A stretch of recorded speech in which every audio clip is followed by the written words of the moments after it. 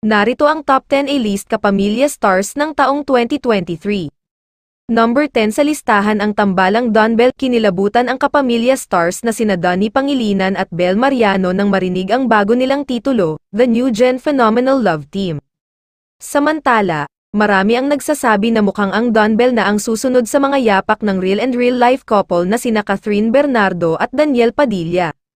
Joshua Garcia. Marami ang naniniwala na mas lalong aangat ang karera bilang aktor ng kanyang ka-look-alike, ang young actor na si Joshua Garcia na isa ring mahusay na aktor. Sara Geronimo, nasagot na ang matagal ng bulong-bulungan ukol sa di umano'y pagtawid ng popstar royalty na si Sara Geronimo papuntang Kapuso Network. Marami kasi ang kumakalat noon na lilipat na raw ang singer-actress sa GMA7 ngunit nilinaw ng singer-actress na mananatili itong kapamilya. Andrea Brillantes. Dumaan man sa maraming intriga noong nakaraang taon ang aktres na si Andrea Brillantes, ay nanatili siyang matatag bilang kapamilya. At most important star of this generation title. Hindi rin magpapahuli ang Asia songbird na si Regine Velasquez na nasa ika-5 pwesto. Kasalukuyang napapanood si Regine sa Magandang Buhay. Pang-apat na si Ann Curtis na muling magbabalik sa proyekto. Bibida si kapamilya host actress Ann Curtis sa unang teleserye niya makalipas ang 9 na taon.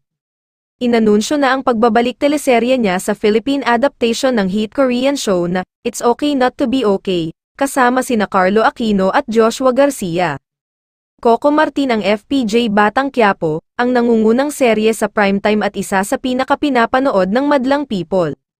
Ang serye na pinagbibidahan ni Coco ang numero 1 sa pinakamataas na rating sa network. Vice Ganda. Isa sa mga bankable star ng kapamilya ay ang unkabogable na si Vice Ganda. Kasalukuyang napapanood ito sa noontime show na It's Showtime at isa sa mga may posisyon sa nasabing programa, Catherine Bernardo. Naging mas maingay ang pangalan ng aktres noong nakaraang taon dahil sa hiwalayan sa aktor na si Daniel Padilla, at hawak ang corona bilang most widely followed Pinoy celebrity sa Instagram. Nakadagdag pa sa ningning ni Catherine ang first public appearance niya kasama ang dating nobyo sa ABS-CBN Christmas special.